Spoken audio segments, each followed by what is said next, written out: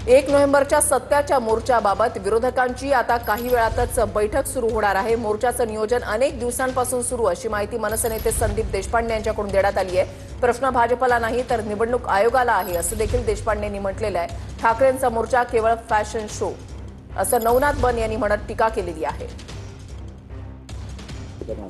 मला वाटतं एवढे पुरावे दिल्यानंतर अजून काय पाहिजे हा महत्त्वाचा प्रश्न आहे। आणि दुसरी महत्त्वाची गोष्ट, प्रश्न भारतीय जनता पक्षाला नाहीच आहे, प्रश्न निवडणूक आयोगाला आहे।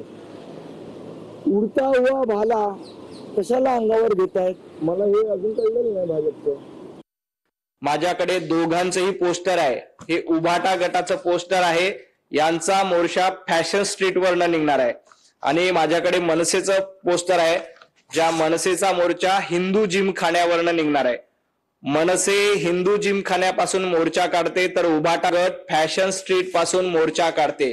खरं तर हिंदू नावाची उभाटा गटाला ॲलर्जी आहे, त्यामुळे त्यांनी हिंदू जिमखाना नाव टाकण्याच्या ऐवजी फॅशन स्ट्रीट पासून मोर्चाला सुरुवात करतायत। खरं तर उभाटा गटाचा मोर्चा म्हणजे फॅशन शो आहे, मी पहिल्या दिवसापासून सांगतोय। आणि हा फॅशन शो फ्लॉप करण्याचं काम मुंबईकर आणि महाराष्ट्रातील जनता निश्चितपणे करेल।